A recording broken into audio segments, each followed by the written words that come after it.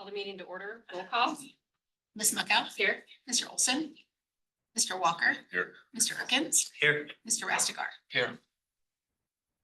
Are there any changes or additions to the agenda? Seeing none, moving forward on to the approval of the minutes for March 2025. I'd entertain a motion to approve. I'll make a motion to approve. For a second. All those in favor? Aye. Opposed? Minutes are approved. On to the monthly activity and financial report. Madam Chair, Directors of the Board, thank you for your time today. We've got an exciting things on the agenda for today's meeting, so looking forward to getting into some of that on the other business. But we'll get started here. The Executive Director report for March. March highlights, just a couple things that jump out. Flower and Garden Show, awesome attendance. That's a record attendance for 14,450. You'll see that on the attendance slide that I present. So great turnout for that. Obviously Tree Fort was going on. There was just a lot of activity downtown. One of those kind of proud moments for just a downtown business and just being downtown, getting to see all the activity that was happening during the Flower and Garden Show, during Tree Fort, the walkability of our town. Obviously, talk about that with Johnson a little bit, but it just was shining at its fullest at that point. I've talked about this, I think, in prior ones, but what we've done is we're starting to do monthly birthday celebrations as part of our kind of culture, making sure we're paying attention to all of our staff, 240 staff members. Obviously behind you, you'll see or behind on that picture on the screen is how many names we have celebrating birthdays in just 1 month. So not trying to make sure we're not missing anybody. So what we do is we put out a cake that's made from our internal team, allow the staff to come in and celebrate birthdays together for an hour or so when they can make it up there between their break and get a piece of cake. So it's kind of a fun little activity that we do. And the Logistics Committee helps put that on. Monthly event reports, total number of events in March was 18. I'd actually forecasted 21, so we were 3 shorter than what I forecasted. Ironically, when I went back and looked at budget, 18 was what we had in the forecast. We anticipated picking up 3 additional events that didn't come through. That'll show in the forecast to the budget number, or with actual to budget number that you'll see later on. But right now we are pacing extremely well to budget. Proud of that. Overall, we did 10 banquets, 3 conventions, 4 meetings, and 1 consumer public and Flower and Garden. As you'll see, the Flower Garden definitely won the day on the attendance side, but other couple events that had really good attendance, Idaho BPA, Tree Fort Music Fest. That is just the Hack Fort component of it, so it's not Tree Fort Music Fest as a whole. Idaho Democratic Party over 1,000, Idaho Wild Sheep getting close to that 1,000. Idaho State Prayer Breakfast and Premier Mortgage kind of falling in those top attendance for events last month. Total daily attendance, like I said, March, again, that number really jumped up. It's to the forecast that we had in there, and some of that's due to there was about 4,000 more than the prior year for Flower and Garden Show. So that forecast number that you'll see in purple there for March, that's why that number came in as high as it did. In prior months, we had other local events as well. So you can see that March is a very, very big attendance month, as well as December. And one of the things that I'll just point out to the board as we get into these, it just jumps out to me as I'm a data person in particular, our economic impact. While those are the months that we have a lot of local events, we don't do as much on the food and beverage side because we're doing public shows. So it's a lot more concessions food. So our revenues take a hit a little bit. So our gross profit margin, you'll see, takes a step down, but what goes up is economic impact. So we really drive economic impact in December and March with that many attendees coming through the door. This is the first time, so we had a 5.0. So we have 2 scores that came in. We finally broke our perfect. I heard an ah. So yes, I felt the same way, Mike. But overall, this still speaks to the quality of what we're doing here. Prior to this month, we had a perfect 5 scores on everything we had done. We got a 3 this first time this year and a 4 on this last month. So a lot of pricing concerns on that 3 from that side, and then a couple execution things that I'm going to have a phone call with the meeting planner and the client to make sure that they're understanding the value of what they're getting. But I think we're very price sensitive. Is what I gathered from the survey feedback and also from talking to the client. So I think some of that came through in the scoring. As far as market strategy goes, this is kind of the sales kind of updates here and I'm not going to spend a lot of time because I know I've got Ali on the docket today. But again, the Tree Fort FAM took place. I'll let Ali speak to that, but a great, outstanding opportunity to show Boise. And with the meeting planners that were here, it was just really cool to be able to kind of go walk around. Like I said, Boise just showed so well with all the people out downtown happening for Tree Fort. When they were very impressed by tree forting as a verb in Boise, are you going tree forting later? They were kind of tickled by that, kind of as a verb, as the way people describe it. And then also getting a chance to touch base with the mayor, showed up at one of the receptions, just by circumstance, and then also having Eric Gilbert come talk. So I'll let Ali speak to some of that stuff. Association of Fish and Wildlife Agencies confirmed for September 27, so a great piece of business there with 1,600 room nights. And Base Camp Tech Fest confirmed for 2025, so still picking up some of those events later this year is great to see, with about 300 room nights and 59,000 in revenue. As far as how we're pacing, again, we're starting to see a little bit of a again, trend that I'm very, very happy to see that orange bar, that year to date higher than the prior year to date. And again, current month and where we're sitting, some of those numbers are starting last month, that orange bar was lower than the purple bar. So it's good to see that pacing is ahead of where it was in the prior year to date. That's taking a snapshot of right now and where we were looking into the future as well. So for both future booked room nights, the current month, they're 3,790. And then again, year to date prior, where it's just shy behind where they're at year to date of 16,000. So from a room night standpoint, we're doing really good. Future booked revenue continues to be strong, but somewhere where we're noticing that it's pacing behind a little bit on that. So operational updates. We had an annual vendor 101 meeting. That's not a picture of the vendor 101 meetings. That'd be a lot of vendors in there. What that is a chance for us to invite the decorators and the contractors that work in this building and go over the event guide, make sure that they understand the rules and the policies that are tied to their clients that they're hired by per the use permit. So they understand the rules when they're coming here from a loading dock standpoint, or where things need to go from a shipping receiving side, all of that information. And it really helps us control our environment, getting out in front of it on a proactive way. With the vendor 101 meeting, I want to recognize Julie Rising. She helped lead that meeting for the first time this year and did a great job putting together some really good content, and it was a good turnout as well. We did a lunch, so that way it helps bring them in. If we feed them, we notice that we get the vendors here, we can talk to them and explain our rules. We signed an agreement with Petra and LCA for the West Refresh project, and that's the carpet over here in Boise Center West. The design phase is currently underway.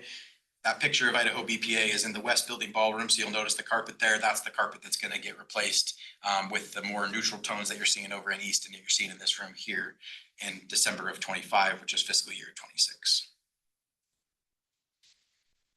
On the front and center food and beverage side, we did a custom menu for the Treefort fam. I don't want to spend too much time again, some of the stuff that Ali might talk about, but I spoke about this last month, just how impressed I was. The little croutons that they made, the grilled cheese croutons, are still the highlight of my entire time. I shared them with my family. My mom tried to make some at home, so it had an impact, and I think it did with the meeting planners that came as well.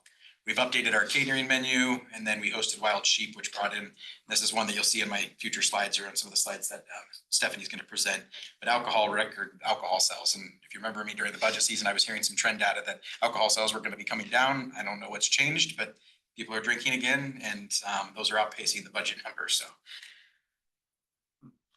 from an operating revenue standpoint, again, 2025 is looking really, really strong. So our budget revenues were 3.82 million at this point in the year, and our actual is sitting at 3.82. So no longer sandbagging. It's $5,200 over the budget right now on the year. So that's cutting it closer than I would even like, to be totally honest. But I'm very, very proud of that. If we would have picked up the 3 events that we had in forecasting, we would be pretty much right on to where we'd be outpacing the budget to what I actually thought would happen. But this was the safe forecast that I talked to the board about. But I'm very proud to see that we're right on 4 months in. $5,000 above budget is incredible, knowing where we've been at historically. But as I spoke about, attendance numbers were really high, but within the March and those events that take place in March, there's not a ton of revenue generation from the other services. So a little less on the AV side, a little less on the food beverage side, but we're carrying those employees. So the gross profits during these months definitely take a hit. It'll rebound as we get into the fall, especially, and that number will come. I'm not worried about the goal. But what I do see every year is about this time that the gross profit will take a hit in March and then gets rebuilt back up as it goes, because we really are driving economic impact in these months in particular with a lot of local events. So to speak to that, as you'll see, December and March are some of the highest months for economic impact, and that is bringing attendees in and just having them come into downtown and going out and shopping at the shops or the restaurants. That's really driving that economic impact number. So our March economic impact total was 5.3 million, which is just about 10% of the total goal. And we're pacing really well with our goal at this point in time. So I anticipate to hit that 50.8 million, which is what it was last year as well. And we're forecasting that leveling. Couple district updates, ULI and IREM, which is and I'm going to get the acronym wrong, but Urban Land Institute, I know that one, but I believe it's Idaho Real Estate Management. Is that what it is? Yep, okay. Are doing a district candidate forum on May 1st from 8:30 to 10:30, and I have a little slide up after this one, which gets a little bit more information. But we're excited to have that for the candidates of the board for the election coming up on May 20th. And so if you have an interest in any of the candidates, currently there are 3 that are on the docket to be at that candidate forum. I did hear from Danielle Horas that she is stepping back. She's going to be on the ballot, but she is not interested in continuing to run for the seat at this point in time. So I think she's going to step back and not try to run a campaign, I believe, but she will be on the ballot. She missed the deadline for getting off the ballot at that point. We have the Chamber Leadership Conference that myself, Stephanie, Nick Shoba from the Boise Center side will be attending. And then 3 of our board members also will be there as well. So the topic of this conference is education and workforce development. So there's a lot of good speakers on. We're coming prepared as far as what we do from a workforce development side, so we can be engaged in those conversations and make sure we're getting the most out of that opportunity. But as most of the have attended the leadership conference, I think the most value is the networking that takes place in between sessions or after the sessions are over. And then this is something you'll hear more of, but we're in the thick of it right now with Johnson Consulting in town. We're in our first round of stakeholder engagement meetings. So the next 2 days are going to be very busy, pretty much in 1-hour meetings at every hour from 9 o'clock to about 5 o'clock in the evening for the next 2 days. And they've got their kickoff there in town, obviously today, and we've got them on the agenda, but it's been a great experience just in the first half day that we've spent with them. I think it's going to be a time well spent, is what I'd say. And then IABM Region 4 conference is in Vancouver, BC, and that's coming up May 5th through the 7th. It's going to be an interesting topic because there's a lot of topics of how tariffs, supply chain is impacting, and I have some data stuff that I can share in future meetings with the board on things to pay attention to for venues. So the resources IABM provides us as members is just outstanding as far as access to data, information that I can see about how tariffs may directly impact our industry and where some of the items that this industry in particular procures the most of. So capital projects, things like that, and where you might have some adjustments to budget numbers or future forecasting numbers as well. So I'll continue to share that data as I get it. But what I did pick up from, it's an interesting, just what's happening right now on the political side with the tariff side. Up in Vancouver, BC, obviously, the Canadian venues are not traveling down to the United States. They're not being supported to travel actually down to the United States for conferences. So some of the conferences that are happening, I know in this July will be happening in New Orleans. I'm already hearing several venues that normally would have attended up from Canada are not going to be attending. So we're noticing some of that impact happening to even just our region meeting and our attendance, where we were pacing ahead of registration numbers and now we're hitting about where we expected. And we think some of that where we were pacing ahead fell off due to some of the tariffs, and some people are starting to buckle down on travel, in particular from the venue side. So just an indicator that tells me some other things may be coming in the shorter term or longer term from the economic side. Again, just a brief little slide here that shows the advertisement that IRM and ULI put together for the candidate forum. It'll be taking place at the Residence Inn Boise Center or Boise City Center, and on May 1st from 8:30 to 10:30. So that information's out there on different websites, but check ULI or IRM for more information on that. Whoever decided to use my 12-year-old picture, I appreciate it. Yes. I think that was a Carly May or somebody on ULI's side, so I didn't have to do that. There is no new data in here from a lodging room revenue standpoint, so this is all from STR report. But the good news is we're going to start saving some money on the STR report because we were paying for some trend reports that we weren't using and weren't really necessary. And so we're going to redistribute some of that money into just these reports, and it'll be, I've had to manually order this report monthly. Now it's an auto trend report. So I won't have as much control of when it gets sent to me, but it'll just auto, as soon as they have all the data, it's ready to go. They said it'll start kicking out to me, and we'll save about $5,000 a year total on what, because we just got a little more finite in what we were actually receiving and making sure, are we using what we're paying for? And the answer was no. So we've shifted that for a little savings as well at this point in time. Are you still gonna source it through STR or? Oh, yes, absolutely. That is the data source. But again, as you're seeing, just this is the same data you looked at last month from the lodging room demand. It looks very similar to prior years and what we've expected in forecasting as well from that side. And this is data that, again, Johnson Consulting can probably do a lot more with and look at and too. But that top line there historically is our ADR. So that orange line over the top is 2025 ADR. What's interesting is -1 blip in June. And there, most of it's overlaying for the last couple of years, pretty standard right on top of itself. Not a whole lot of variance. The lower line being the occupancy percent of the hotels. And this is group one, which is mostly district hotels.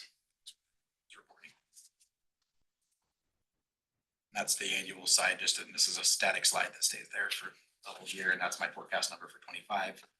And you'll see where I forecasted last year and what actually happened are those dots right over the top of the grade, and so we ended up very, very close to what the forecast would have been. Actuals came in for 24. That, I'll stand for questions. Any questions? Okay. Good afternoon, Finance. everybody. Here's your treasury report for the district. Financial overview.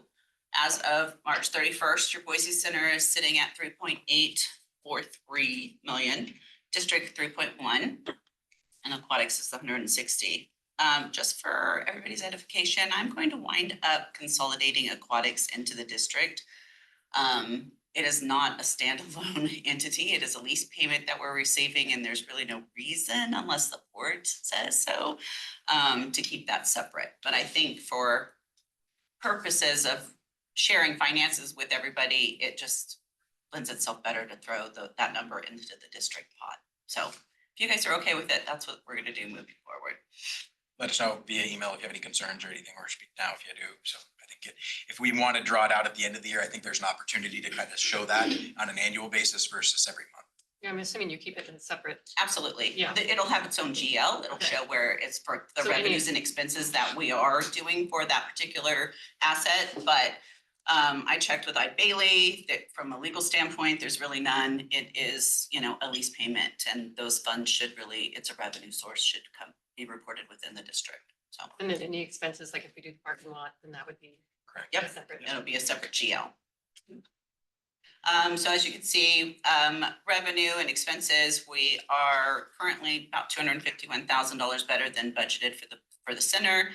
And the district is currently pacing $415,000 better than budget.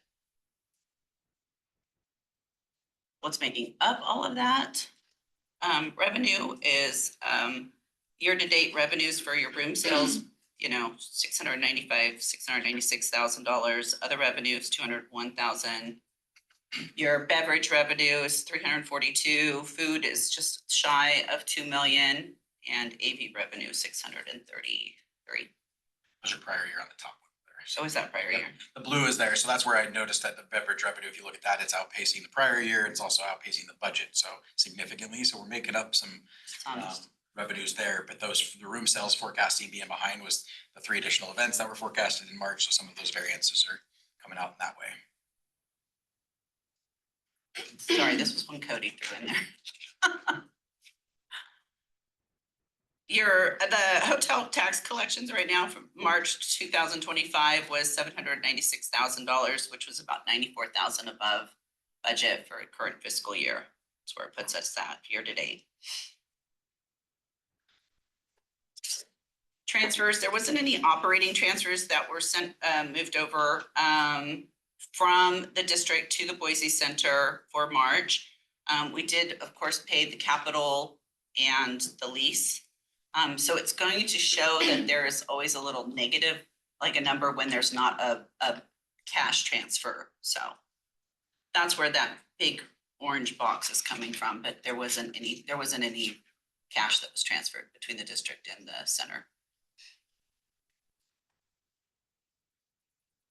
Our investment portfolio with Clearwater currently sits at just $26.3 million.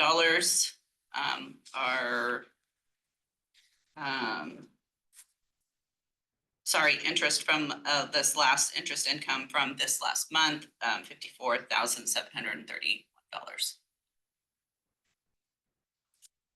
Leads to the district cash position, currently sitting at just shy of $33 million. Again, the restricted funds, $250,000 we keep in there, and the stabilization fund is set at $6 million. So our cash available for projects right now is just a little over $27 million. Any questions?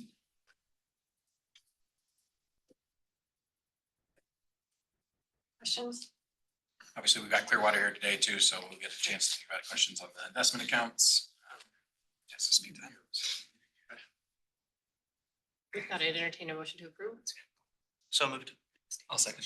All right, all those in favor? Aye. Aye. Ally?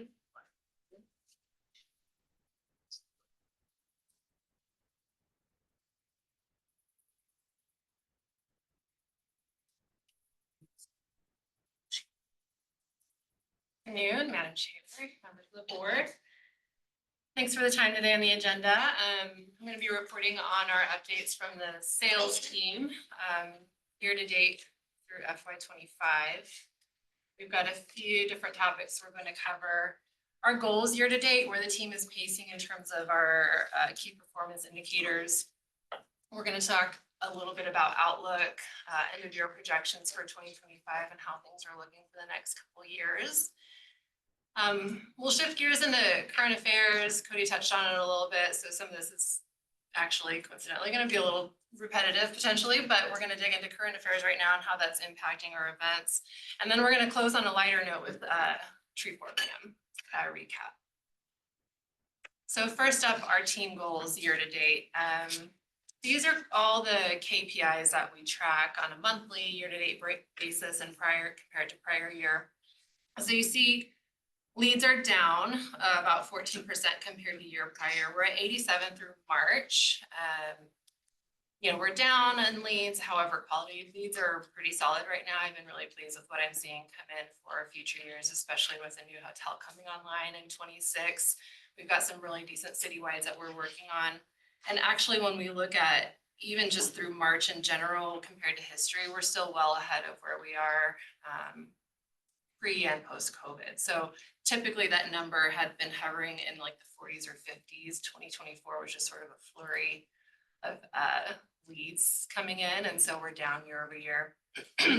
Proposals we're sending out more than where we were last year. So that's great, getting our bids out there and clients looking at our proposals. Site visits down slightly again, 30%. That sounds like a big number, but we're down only 7. So, a nominal amount makes a big difference percentage wise.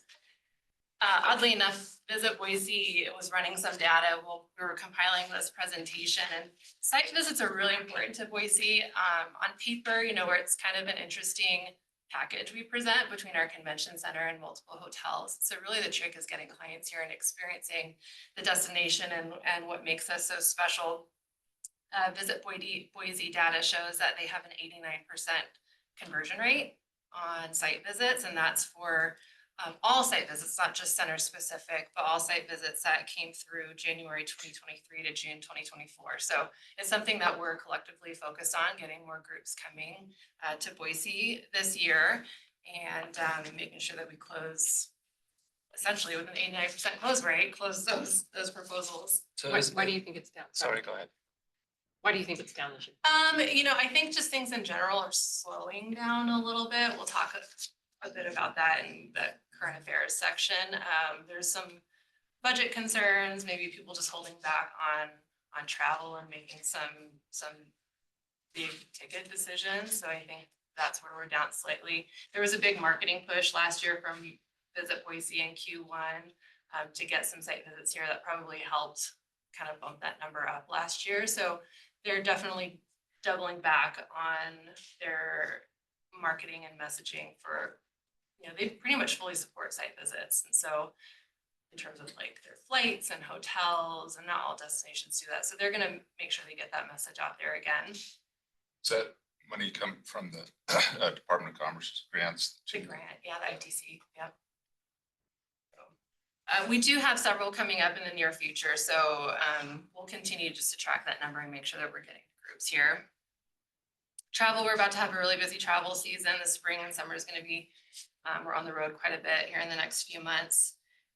Contracts, we're up in terms of number of contracts year to date, and what we're going to dig into the value of these contracts. This is really where the story is. So sales team has, we report on our future booked economic impact revenue and room nights. And so this is associated with all the contracts that we've signed within this fiscal year for any event taking place in the future. We are doing great actually in all areas. Future booked economic impact up 20% compared to our contracts last year. Revenues, the the huge jump, 73% over where we were this time last year on our contract. So we're close to 2.6 million in future booked revenue associated with our contracts. And then 16,000 future booked room nights, up 20%. And you can see on the left column is our year. So we're doing really well there. And some of these groups contributing to these numbers. Big wins, Red Aspen for September of 27. This is actually a beauty product company headquartered in Meridian. Last time they were at Boise Center was in 2022. And at that time, they had about 200 room nights. So they've grown significantly. We're anticipating close to 1,700 room nights with this event in a couple of years, close to $1 million in economic impact. Tri-State Farm Bureau is another big win. This is a December convention next year. We've hosted Idaho Farm Bureau before, but this is going to be a collective of, I believe it's Washington, Oregon, Idaho. So 1,400 room nights, that's a lot for December when that's typically a slower convention month for us and for hotels.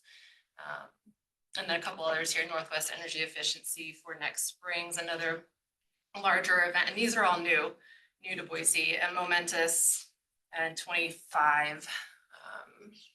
This is our booking software. We had a lot of competition to secure this event. So nice short-term piece of business here that will be here in the fall. So looking at what's happening in FY25 in the next couple of years, this slide here are our current estimates. So for all definite events on the calendar for FY25, we've got just north of 240 events on the books. Of course, we'll continue to book in year for the year. Estimated room nights about close to 24,000. Economic impact, 25 million, and revenue associated with our definite business right now is forecasted at 9 million. Of course, that'll fluctuate by the time we get to the end of the year.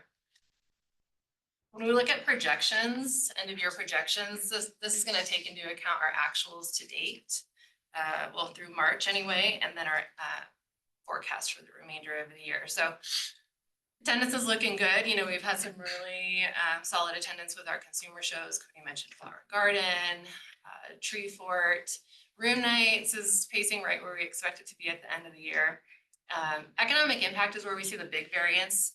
This is, of course, just based on our forecasting tools, the BSU model that was developed several years ago. And it's just a much more conservative figure than what our actuals report. So to generate our actual economic impact, we use the Destinations International Event Impact calculators. And it's just a more widely accepted kind of industry standard. It tends to value events higher than the BSU model. So that's where we see that big variance. But that's a good thing. And then our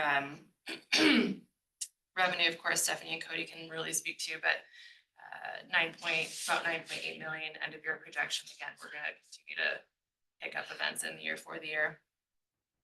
Cody mentioned this, our top revenue and economic impact drivers, of course, are conventions. We have 51 of those on the books for 25. Number 2 in revenue is banquets, and then number 2 in economic impact is the consumer public shows, and that's really just driven by the high attendance numbers. Okay, this I know the board has seen before. What I wanted to basically share this slide, this is our room night pace, future forecasted room nights. And what I want you to focus on is really just the colors. So the top set of rows is 2025. And we knew that was going to be down. We've seen that really for a couple of years now. 25 is down in terms of room nights for Boise Center. On the flip side, the Boise market is seeing a great year for room nights. Lots of visitors into Boise, not necessarily associated with the convention center, but with sports or Hyaldi. So the city itself will see a lot of visitors this year, just as the convention center is down. 26 and 27 is a different story for us. We really kind of flipped the script. We are pacing ahead for 26. I mentioned that Tri-State Farm Bureau, we actually have 3 conventions confirmed for December of 26. So that's really bumping up that 2026 number. And then 27, September is just blowing it out of the water. We've got the Pacific Northwest Clean Water returning, Red Aspen, which I mentioned earlier, Clearwater, and then Fish and Wildlife Agency. So things are looking great for the next couple of years. This is a good indicator of kind of the level of our convention business coming through Boise Center. Some notable events, I did mention, some of these tournaments, and really kudos to Visit Boise and Lucas for focusing on these sporting events. They make a big impact to hotel occupancy over the weekend. There's going to be the 2 soccer tournaments this June, President's Cup and Far West tournament. Ironman will be towards the end of July. That's returning after, I think, a 10-year hiatus. And then that's going to be followed immediately by High Aldi this year. So it's going to be a very busy summer. We've got some nice conventions, Association for Computing Machinery, coming back with a new conference in February 26th. We're also working with them for some potential for a 28 or 29 conference. And this is really championed by 2 Boise State University professors that throw in bids to host these international conferences. So they've become really fantastic partners. Cellcore is a great event. They're moving in later this week and have confirmed their 26th conference with us. High food and beverage, AV spend, really decent room nights, right around 1,000 room nights. So nice to see them coming back. And we've got a couple really exciting prospects for the summer of 26 and 27 that I hope to be able to share more in the next few months. Okay, current affairs. So we're really focusing on a couple different things here. Executive orders and Department of Government Efficiency, specifically the impact that it's had on funding and budget concerns. And then also Cody mentioned, trade tensions, tariffs, just kind of general uncertainty. So this slide, we really saw an immediate impact when Department of Government Efficiency started pulling back some funding.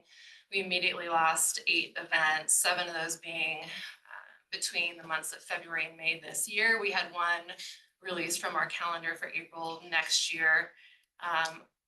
With the exception of 1 of them, all were just prospects. 1 was contracted and they did end up canceling, but everything else was just in a prospect state. However, we do have a loss of estimated revenue about $240,000, room nights about 2,100, and economic impact around 1.4 million in economic impact. So these events in general are all have some kind of government ties, whether it's their attendees or funding.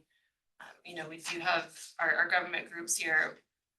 Idaho Department helps host a lot of them. We have, like I said, Fish and Wildlife Agency. So it's something we're continuing to monitor. I will say it's kind of slowed down, it's calmed down. This was really almost immediate when those executive orders started. Well, and something quick, I was on a call earlier this week for Region 4 Priority and Main Bauer Center.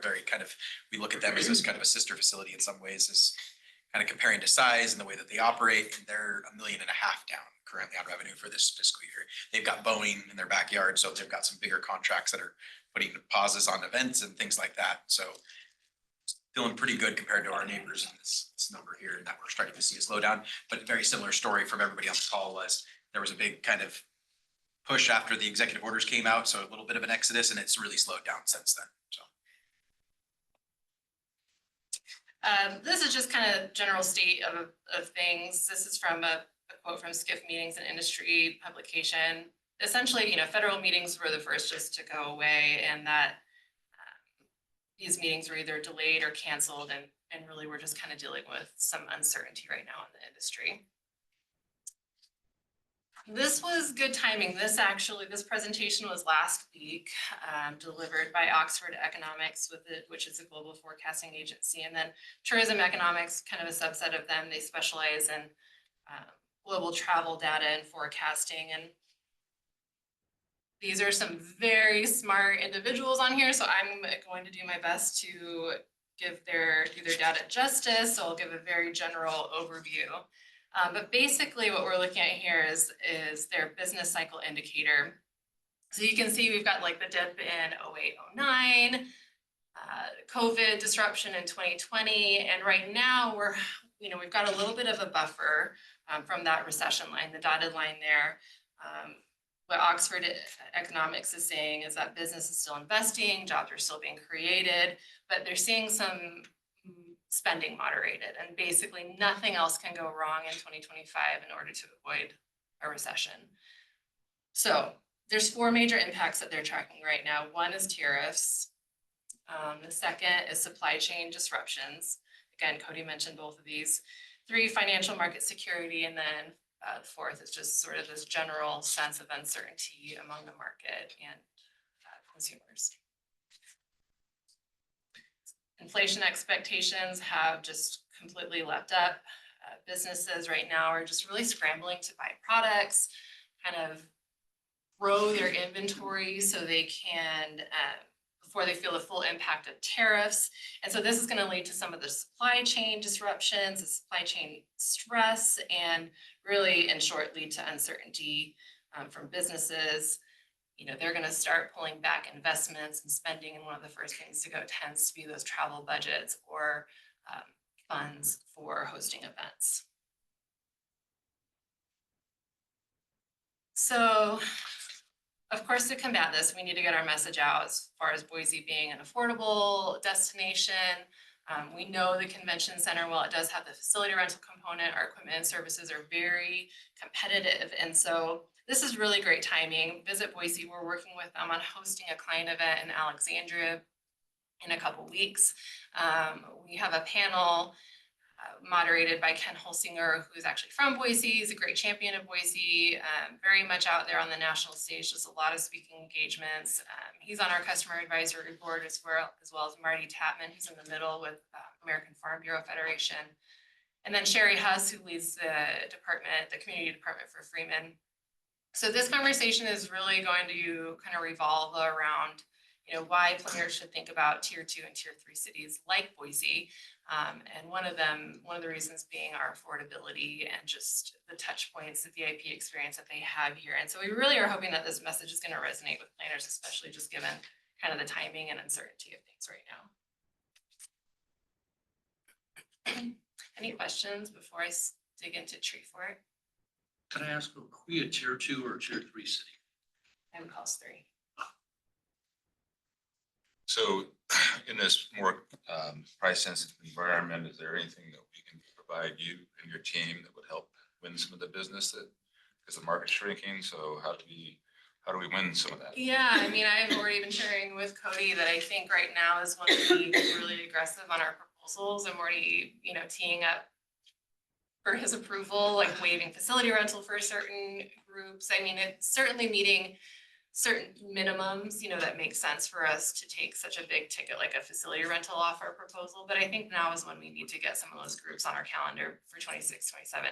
You know, luckily we already in pretty good shape with the conventions that we have on our calendar for the next couple of years, but I would anticipate slow down in needs and just there's going to be a little blip, I think, coming our way with events. So yes. I'll update the board as we go, but yes, we're getting more aggressive from making sure that we can win that business, and I'll make sure that the board understands that and supports that, but it shouldn't impact anything from a budget side, but future budget years, I'll have some notes in there about where we got a little more aggressive for large groups or bigger groups that have nowhere else to go, and we want to bring them to Boise. Well, and we still do try to tie it to like some performance minimums, right? Whether it's food and beverage spend or overall spend, room night minimums. So it's not just going to be a blanket for every group. It would have to make sense for the building, for the city. We're, I think, in our 3rd or 4th call now, monthly call with Hotel DOS partners, that where we review some of these citywide leads and see where all of us can maybe like sharpen our pencils. If the center can give more on our proposals, or if you know, maybe group blocks can be you know, give a few more rooms to the group block just to kind of consolidate their hotel block. So we're all trying to come together to make sure that we're positioned best we can. Okay, Treefort fam, we had to end on a happy note, right? This is a really great partnership with Visit Boise. They put together just a fantastic itinerary for this group. Lots of opportunity to discover the destination. We did venue tours. There was networking opportunities. And the group that was brought in was HPN Global. This is a third-party company. They have their own sourcing platform.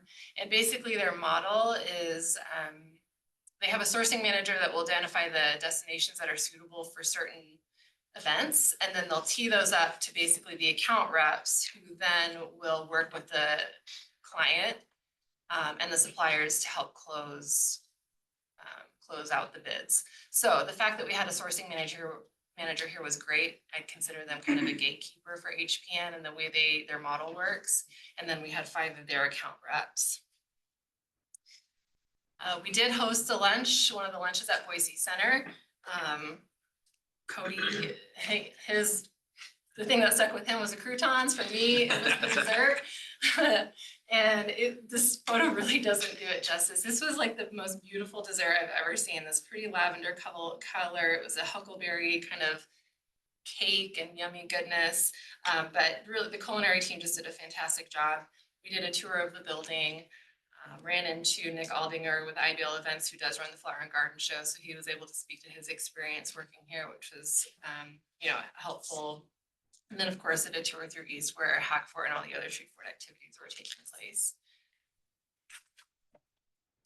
Again, like Cody said, we had an impromptu visit with Mayor McLean, which was, I just feel like the quintessential Boise moment for these clients. She came over and visited with the group. We held a reception at Hap Hap Lounge up on the rooftop of a Shreveport Music Hall. So a really cool opportunity for them to visit with her. She gave some insight into the city and just kind of how welcoming it is and the energy of hosting events here. And that was followed by our meet and greet with Eric Gilbert, who's the co-founder and festival director for Treefort. And, really the Treefort team has totally embraced what we're trying to do with this FAM. And I just couldn't be more appreciative. This is their biggest few days of the year. And Eric's taken out time every year to come visit with the group. They do a behind the scenes tour of the music hall, and then he does some Q&A. And so it's just a really, really valuable opportunity for these planners to pick his brain on how he runs the event, how some of the logistical things that they have to overcome, and the experience of hosting events in Boise. We are hosting more of these events, and really Visit Boise's taken the lead on, the Summer FAM will be this July. We have our customer advisory board returning in September, and then I think at our next board meeting, we'll be really close to officially announcing an industry event that we're aiming to host in 26. Like that, I'm happy to take any questions. Anything that rises to the top about why people aren't selecting Boise? Room nights, cost? A lot, we track all of our lost reasons. One of the main reasons is that the center just isn't available. Dates aren't available here.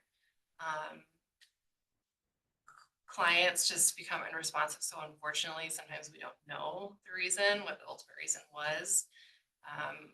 Our hotel package can be a struggle, again, just because we don't have that headquarter hotel. So we're looking at a group that has maybe 400 on peak, and it's going to take 5 hotels, and so it's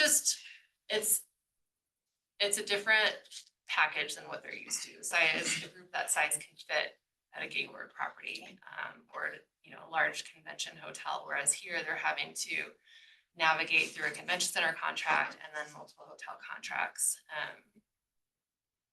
So I'd say, in general, those would be our top reasons. Boise Center costs either become unresponsive or not available, or just maybe a combination of a hotel reason, whether they're not available, room rate, too many hotels to make up the block. That's generally what we see come through. That conversion rate I'd asked, and I don't have it in front of me, but it was in the 60s the prior year. So that's come up. And I don't know if that's just the groups we've got more intentional with, but that 89% conversion rate was a bit of my jaw hit the floor with that. We both were like, that accurate? So is that conversion post site visit? So again, to the statements that we've all said in these rooms is once we get them here, we tend to win the business.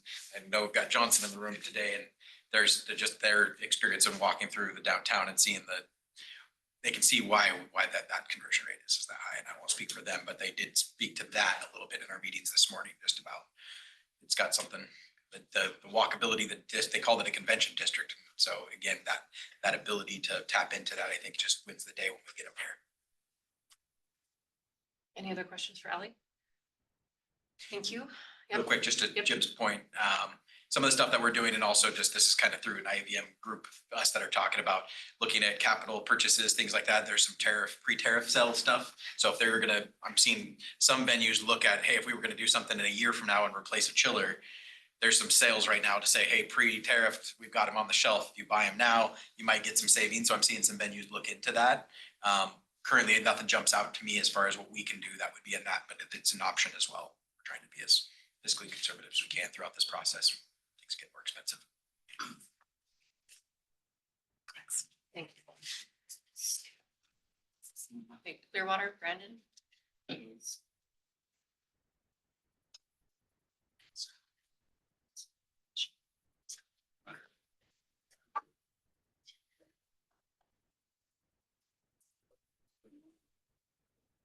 Madam Chair, Directors of the Board, good to be back. There's been a lot going on in markets and we'll do our best to make this succinct. And happy to we're gonna go through a couple of economic slides on things that we're focused on. If there's any questions about things directly in the portfolio or even just kind of on your mind about the economy generally and policy, happy to try to answer those. Obviously a lot of moving pieces, but yeah, so I'm gonna start with a couple of slides on the economy, things that we're watching. And so I think first and foremost, the way that we kind of gauge what's going on in the markets is through economic data releases, as well as monitoring what's happening from the policy perspectives as they're impacting the day-to-day. But no surprise, the tariff announcement in early April was probably the biggest event so far of the administration. It was a big surprise in terms of the effective tariff rate that they were implementing. And there was a very volatile reaction in markets. First, yields fell, and a couple of days later, when there was a 90-day pause put in place, yields came back up. And there was some technical aspects to that increase in yields, and it was happening further out the curve disproportionately. The good thing about the portfolio is a lot of the impacts from the tariff announcement related to generally a risk-off tone where equities were falling, credit spreads were widening, and there was an initial rally in rates. This portfolio is exactly what you want in this instance. It's shorter duration. It's largely treasuries and agencies, which are insulated to some degree from a lot of those effects, especially on the move back up in yields on the back end. And then the taxable munis that we recently have in the portfolio, they're a small portion, even if spreads widen, they're not dealing with the same headlines related to the direct tariff effect today. And those are Idaho munis, and we can talk a little bit about those because they're more interesting than the treasury component. But so it's no surprise that policy uncertainty, as it's indicated here in this index, is elevated. Some of this is related to the way that they measure it has to do with expiring tax provisions, which we were always going to have this year, so it was always going to be a little elevated. But a lot of it has to do with what you're seeing in the news headlines related to the uncertainty and then disagreement among economic consensus. And so you see that the periods that this is similar to in terms of uncertainty were COVID, great financial crisis. The market effect so far is not as drastic as we saw. Obviously in 2008, we saw credit markets freezing, funding market issues, pretty big sell-offs in equities, much more drastic than we're seeing now.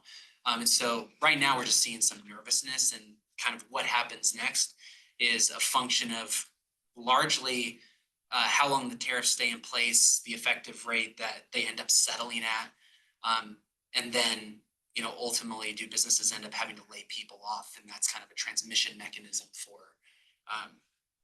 for curtailment and spending. Some of that's happening on the front end with that uncertainty, but right now what we're seeing is soft data weakness, and I like to see the University of Michigan inflation expectations chart in the last presentation. That's one that has had a pretty significant impact. There's a lot of debate about whether it's skewed too far politically. I think the fact that it's risen as drastically as it has shows that overwhelmingly people are concerned about inflation. You're seeing it in other measures of inflation expectations in the near term. But we are starting to see things kind of tail off in terms of consumer confidence, business confidence and CapEx plans. There's another report that shows layoff announcements, another soft indicator that's starting to rise. The thing is, we're not seeing that in the hard data yet, and I think that's kind of the next thing we're looking to. When does that translate into the hard data? When do we start seeing initial unemployment claims rise to some extent? When do we start seeing non-farm payrolls more significantly decline and potentially turn negative, if at all? And again, that's just kind of the path of policy that's chosen and how consumers respond. And so there's a lot of uncertainty with that right now. So in terms of the yield curve, this shows the change between when we last met and then today. And so you do see that yields declined in that time period more drastically in that 2 and 3 year timeframe. But the bottom chart with the white line and the blue line, those show the yields for the 5 year and the 2 year. And it kind of shows it hasn't been, fully just a clear downward trend. You did see that in the middle part of February where yields started to move down. That had to do with somewhat of a concern started to percolate about growth in the economy, especially with a lot of headlines hitting around DOGE. Obviously, a big shock effect with the administration coming in and kind of changing the way we've kind of known the world to operate in quite a long time. And there's obviously a lot of things that have to shake out in the legal system for those to be sustained.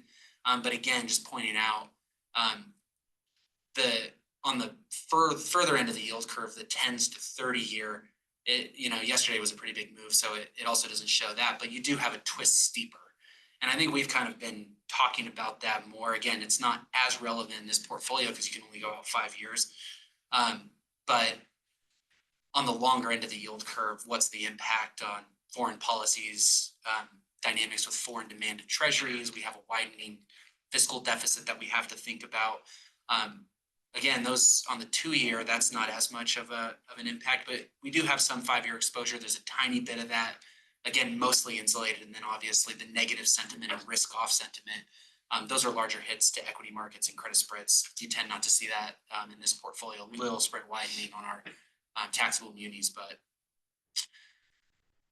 And then the final one is really kind of in the core part of the portfolio, this 2 and 3 year. The big question is, what does the Fed do from here?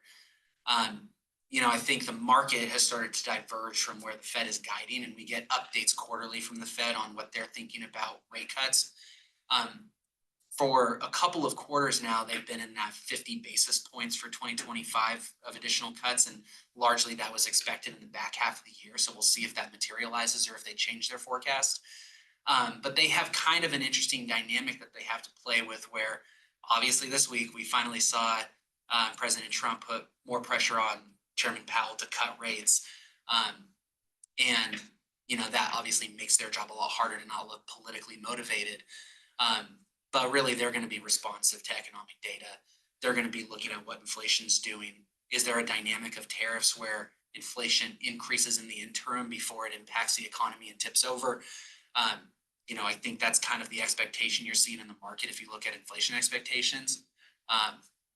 But in their last meeting, they did adjust their inflation expectation for this next year higher and the growth expectation lower. That starts to look kind of stagflationary, which, bond markets don't like to see. But in treasuries, if that ends up tipping over into negative economic growth and recession for a couple quarters, you would obviously see a rally in kind of that part of the yield curve where we're concentrated. So we'll see what the Fed does, but right now they're guiding 50 basis points. The market's expecting 100, and at some point, push comes to shove, there will be a convergence of that. And if you see a convergence to the Fed's estimate, you would expect yields to adjust higher somewhat in that case. Any questions on the economy or anything before we kind of jump into the portfolio? The whole thing's in question, I guess, right? So yeah, not a lot of change in the portfolio for year to date, or since we last met I think the big thing is I mentioned that we were looking at adding some Idaho taxable municipals, which Idaho Housing and Finance Association came to market. And, you know, I think one thing to just really point about that is we're focused on book yield and income as much as we're focused on liquidity and preservation. And there's not a lot interesting about treasuries necessarily, and agencies don't offer a lot of pickup over treasuries, but in that Idaho taxable muni market, when they do come, which is pretty rare, we had a 5-year at 40 basis points over treasuries and a 2-year at 24 basis points over treasuries. And those are AA plus rated with collateral backing it. That's agency mortgages, Ginnie Mae mortgages. So, you know, those are awesome positions that, you know, we look out for. And, you know, we'll try to keep some powder dry for when those do come. But that really explains kind of the very incremental increase in duration that we experience this because of that 5-year, and it kind of averages to 3. But we do have a little bit of exposure in that 4 to 5 that we added at the end of last quarter when we had a little extra, and we thought, you know, kind of pick up some of those elevated yields for now. And so, you know, I think overall we're tracking 4.28% book yield, and, you know, it's going to adjust as we have reinvestments. You see that big chunk in that 0 to quarter year. So that will adjust, you know, potentially downward a little bit, but it's tracking at around 1.3 million annually at today's current book yield. So, you know, it's a buy and hold portfolio. Just let things mature until it's needed for a cash purpose. And you see 60% treasuries, about 5% munis right now. Potentially some opportunity to add. And then that really just gets into performance. You know, I think if you looked at month to date for a credit portfolio with, you know, longer duration, 10 to 30 years, it kind of just gives you a juxtaposition for, you know, the benefits of this type of portfolio in this environment, especially that short duration nature is it's underperforming a little bit. And that has to do with that 4 to 5 year space with treasuries kind of resurging in yield in those few days.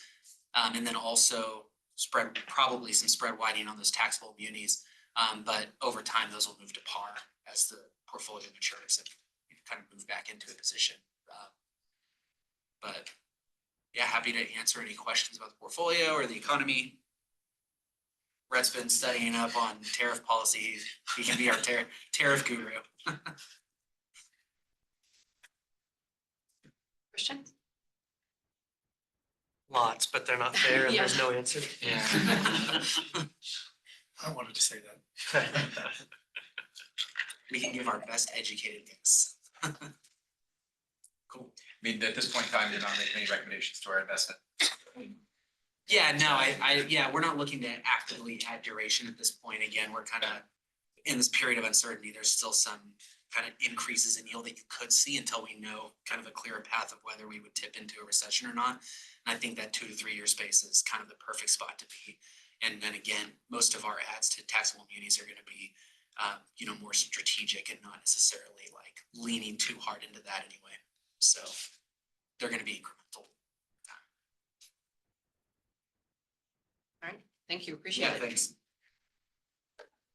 Cody, I don't know if you have anything additional on item F.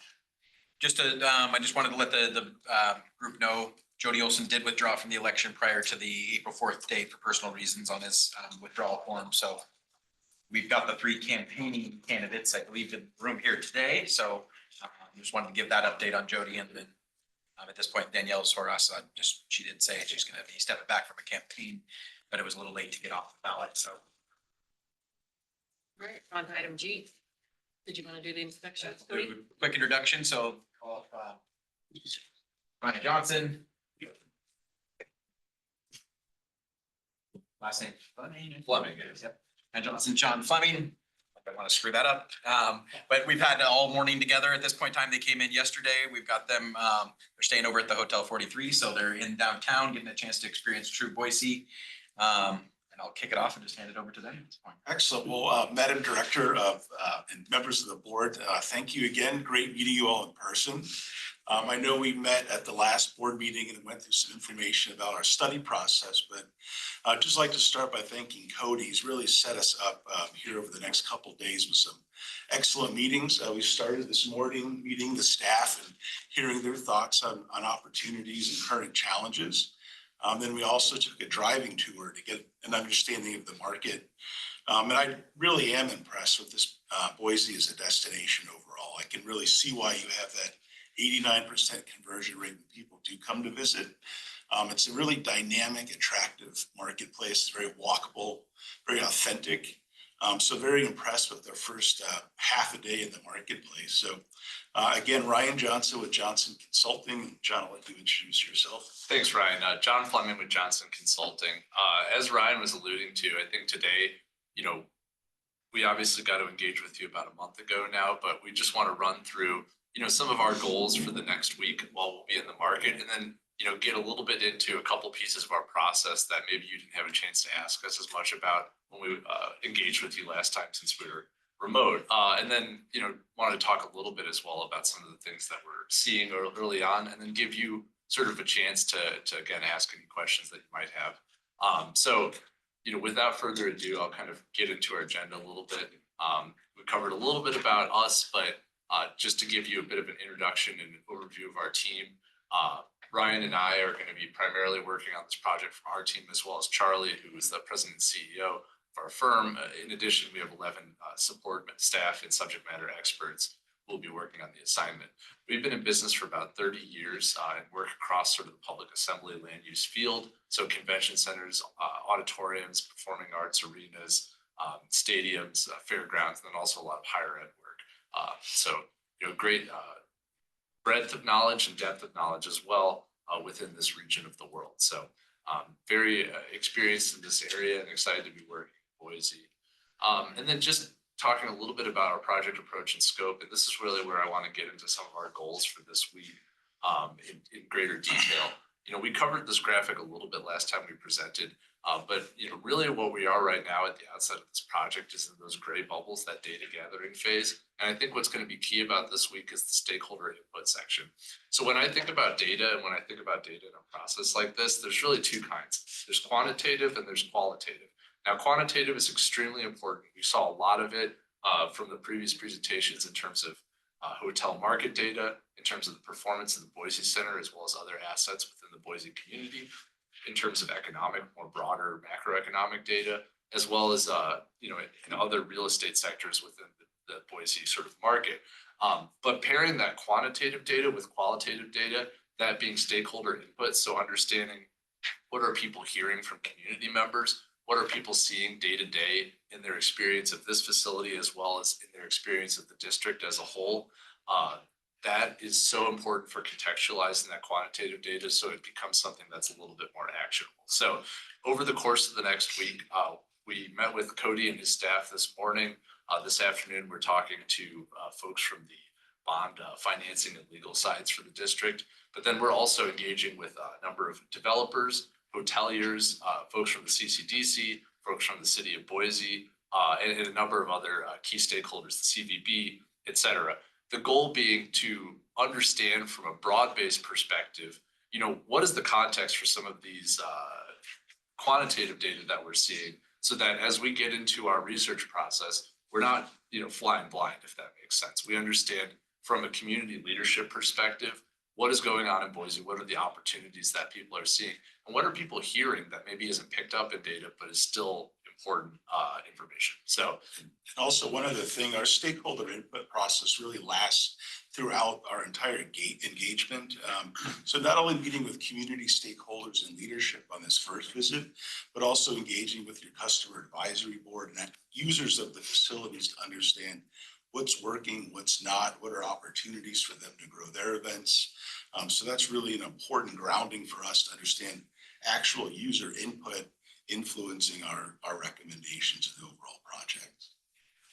And as Ryan alluded to, you can see that user groups, surveys and interviews, that's really that stakeholder engagement piece lasts for quite a long time. We're really collecting that information all the way up until the point that we have to develop recommendations and start modeling them out financially. So it's a really key part of our process. It helps inform us quite a bit.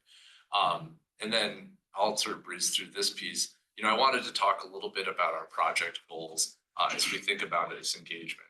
And, from our perspective, we're really trying to look at the district as a whole and then this facility in this sort of area of the district specifically. And so as we think about that, we see our project goals as kind of two-sided. One is the Boise Center itself and how can we optimize this existing asset such that it's serving the district's missions, such that it's serving the broader Boise and regional community. Are there operational improvements or perhaps physical changes? So studying this facility and really zooming in on it is a key piece of our work. Simultaneously, we want to zoom out and sort of explore other facility opportunities. And we had a great driving tour of the market earlier today where we were looking at some of those potential opportunities. But in addition, we're going to kind of do our own research and make sure that we're identifying anything that might come up. But, is there an opportunity for a sister facility to pair with the Boise Center, whether that's in this district or in another area of the community? Multi-purpose sports facilities is something that we've heard as a possible opportunity, and I think would align with the district's real mission of driving greater tourism and economic development to the region. Or are there other facility opportunities that maybe aren't listed here but are really key? We've heard about different sports stadium opportunities, performing arts opportunities, maybe a event space opportunity that's more geared towards local or regional use as opposed to this, which is a little bit more convention focused. So, thinking about it from a broad basis, but tying it all back to the mission and vision of the district, I think is really our directive for this assignment. And then I just wanted to talk a little bit about what we're seeing in terms of the Boise Center today. And I think broadly speaking, what Cody and his team have sort of presented aligns with what we've seen so far is that although event demand maybe hasn't returned all the way to pre-pandemic levels, we're actually seeing a greater level of economic impact, significantly greater, both in terms of room nights and spending in the market than in pre-COVID times, which is very unusual for convention centers or event facilities. So I want to commend the Boise Center team on that. What's also unusual is tying that greater level of room night generation and economic impact to a greater level of revenue.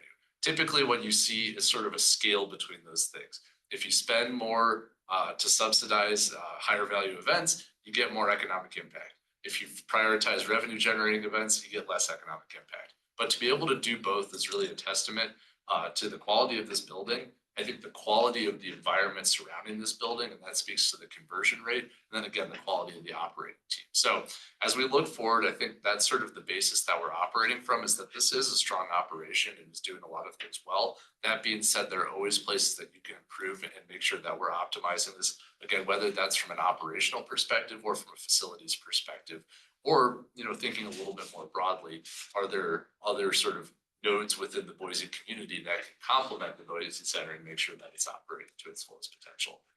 And so lastly, I just wanted to talk about a couple of the key questions that we're thinking about just as we go through this week. And, as we think about our conversations with stakeholders and different community leaders, et cetera. The first is really strengths and weaknesses of both the Boise Center and the auditorium district today. So in a current conditions standpoint, what's going well and what are maybe the pain points? What are the gaps? What can we sort of attack perhaps with a capital investment or perhaps with some operational changes? And that really leads into the second piece, is that as these industry trends and market factors continue to shift, how can we set up the center and the district to really be sustainable going forward? And we think of sustainability in a couple of different buckets. One bucket obviously is financial sustainability, and that's a huge piece of it. But there's also sort of a community sustainability element to it as well. We've seen the growth that's occurring in Boise from a population standpoint, from a tourism standpoint. How can we make sure that that growth is sustained over the long term and that this market continues to better itself? And what is the district's role in that? And smart growth. I think some communities that have grown and are growing as fast as yours haven't really been able to maintain the authenticity and the character of their community. And I think that is probably the number one marketing opportunity and asset that you all have is that you are a really unique, authentic destination. And as you scale up and grow as a community, making sure you maintain that identity is critical to the success of this center and also the district overall. That's a So I want to pause here and kind of open it up. First of all, any questions that you might have, and then second of all, just any dialogue that you might want to have with us at this stage in time as we go into really our initial week of these stakeholder meetings and so forth. Madam Chair, if I may. Yeah. Help me understand the way you think about those goals, the two goals and the sequencing thereof. One typically informs the other. And I was surprised, I guess, to see that you guys are working on operations at the center. Good surprise, but then also considering the district as a whole, help me understand how you think through that So sequencing. I think first, current understanding of existing operations. So really, what is the baseline? And then also lost business that the center's turning away, I think is a really critical thing for us to understand, and both from a destination-wide perspective, but also a facility perspective, and then also from an operations perspective. So I think they all fit together, and to look at just one bucket without thinking about the other is, I think, doesn't help us inform the right solution to the overall opportunity. I don't know if you have anything. Yeah, the only other piece that I would add to that is that with the escalation in construction costs that we've seen since the pandemic, but now perhaps even increasing in light of recent policy changes at national level, return on investment efficiency is incredibly important for any sort of capital investment that an organization like this makes. And I think that ensuring that any investment that's made sort of has that highest ROI possibility starts with understanding what are the current assets doing and are they maximized, because there is already a really strong operating base here. So we want to start here and then simultaneously look, where else in the community can we make these really high impact investments for the district? I'm sure, if I may just follow up with that, have you guys seen what our guiding statute is for auditorium districts? I know what we can invest in, what we're allowed to invest in, because ROI is never mentioned in that at all. So it's adding community amenities and gathering spaces, and it is blind to an ROI or the return on that investment. If we're adding something that adds value to the community but doesn't sustain itself, I mean, we have to figure that out, and if we want to invest in it, but I just want to make sure you're aware of what our statute says. So that is our next meeting, is literally to do a deep dive into the statutory, what you can hardly wait. So yes, we will, but after that meeting, we should be fully up to speed on what you can and can't do and what your focus and mission is. But the other piece of it is from an ROI perspective, and perhaps that's not the right, it's return on investment and return on vision, right? So, highest impact or highest and best use, those terms we often like to define at the beginning of a project. And that's part of what we're looking to do this week, in terms of, for instance, this is the great example that Charlie always gives. You don't expect a library to make money, right? But a library provides critical community amenity and educational amenity, right? So as we think about the district, that impact, that return is not just in terms of, sort of financial dollars. The financial piece of it is important for the sustainability of the district and sort of the sustainability of this portfolio. But that impact and return, if you will, also occurs in the term of community amenities, quality of life amenities, sustainable growth in the community. And the other way we look at it is the airport's the welcome mat and the convention center's the living room. So that really is the community facing, aspect of how people engage and are, serviced by this asset. From not only a community, they have events or attend events, but the economic impacts that, allow other development to occur is another really important part of what you all do as an organization. I'll just quickly jump in real quick into Tim's kind of question about the operations. That was kind of a surprise to me as we got into the process with Johnson. That was a little different. And we asked that question. It was like, well, there's been opportunities that they've done these type of engagements before where they've identified, hey, if you guys were to shift the way you're currently operating, you might be able to pick up more events or do. And so with this board in particular, you guys remember my statements about revenue managing the space. So I was talking to them when they said, well, we're noticing this data that your number of events are kind of haven't come back to pre-pandemic. And I said, some of that's intentionally in the way that we're managing the space. in revenue managing it. So I don't know exact numbers, because I don't have it right in front of me, but I know we were at above 300 and some events, 320 some events prior to the pandemic, bringing in about 9 million in revenue. Now we're doing 262, 12 million in revenue. So the average revenue per event has gone up. Is it occupancy? And that's what I kind of looked at these guys. I'm like, that's a great piece of this whole process, is to make sure, and to Jim's point, we can fill the building, we can drive economic impact, and we could probably have a lot of community type events, but I think we'd go broke doing it if we just focus on that, and that is not sustainable in the long term. So it's trying to figure out that balance and to be able to create places that are hoteliers are proud of, that where they're in the meeting spaces are at high quality and they're getting high quality services, isn't something we want to value engineer either. So it's making sure that we're able to sustain that level of support in what we're doing. Yeah, I'm really trying to understand that it makes sense to me that starting with this asset, the center, informs the secondary decision. I want to make sure that that applies backwards too. Just looking at the secondary, how does that inform what you recommend for the center? Absolutely, and I think a great example of that, looking at your hotel supply, for example. So if we say, okay, let's expand, add exhibit space, but then we do a hotel analysis and really understanding from that market-wide perspective. Okay, you have a lot of leisure tourism activity happening in the summer months. You have, very successful, hotels with, pretty high performing ADR and occupancy numbers. So are they willing to give room block to support a new, larger facility? So understanding from a macro perspective of the infrastructure needed to support current operations and expanded operations is as important as understanding just the building's operations. So we do have a holistic. Yeah, and the other piece of it is thinking geographically, what are sort of the opportunity nodes within this community? And we went to some of them today, in thinking about, okay, is there an opportunity for the district to make an investment at this node of activity that could really sort of help it take off and, diversify sort of the activity nodes so that, it spreads across the entirety of the district? Because obviously it's a very large piece of land and this is really only one part of it. So making sure that, the investments are sort of benefiting, a broader area, I think is another thing that we're looking carefully at. And just one more comment. So we're working in Columbus, Ohio right now, and they have a very successful convention center. They do a tremendous amount of sports business, but it's at the cost of a lot of their convention business. So what we're helping them do is basically bifurcate the demand.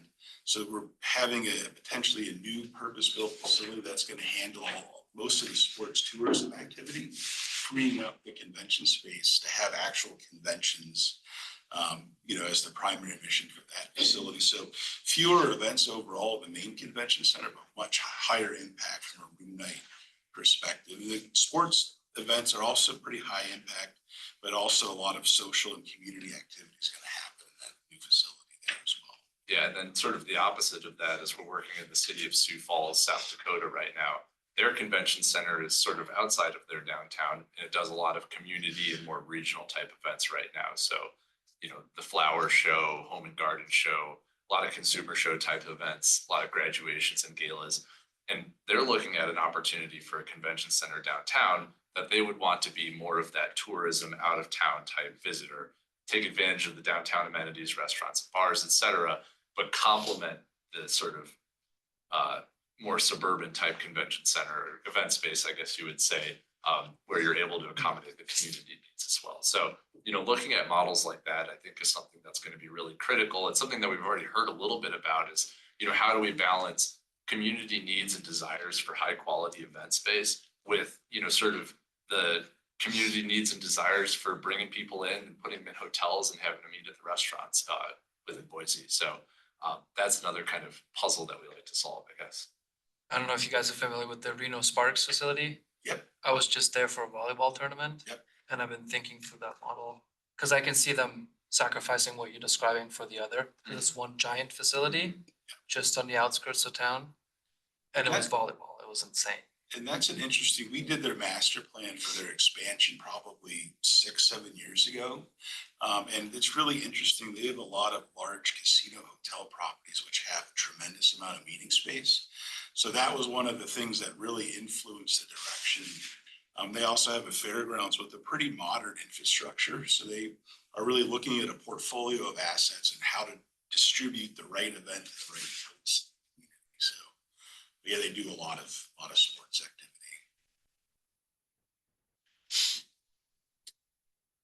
Any other questions or thoughts, comments before we sort of wrap up our presentation?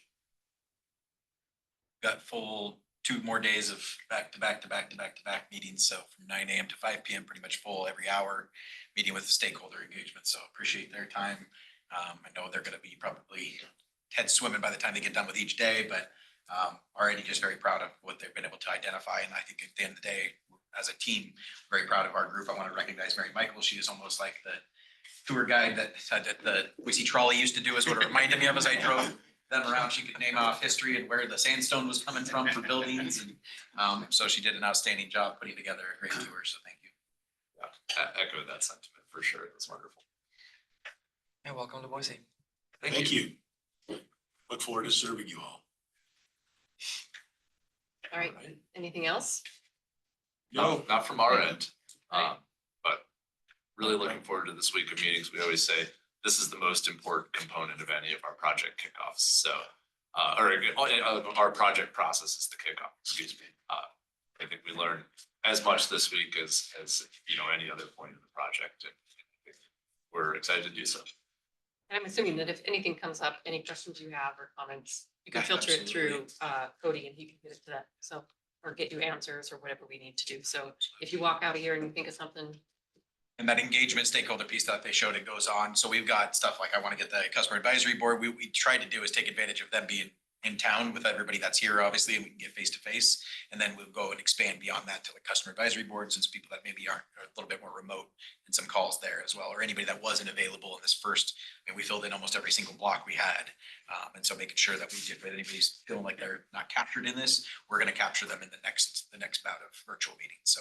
The other thing that happens often is, especially in a project like this, where one of the directives is to kind of think broadly and look at opportunities that maybe haven't yet been identified, is sometimes you talk to somebody and they have an idea and they say, you should really talk to this other person. If they're not on our schedule, that becomes a fast follow-up where next week or the following week, we schedule a Zoom call with them and say, hey, we heard we need to talk to you from so-and-so, and let's figure out, So it's a what do very you have to share? Yeah. It's a very organic process, Yeah. and where we peel back layers and more It conversation. always sort of sparks out of different things, but it's good. great. Thank you all. Thank you. Yeah, thank you. Welcome. Yep. Anything else? Okay, seeing nothing else before the board, meeting's adjourned.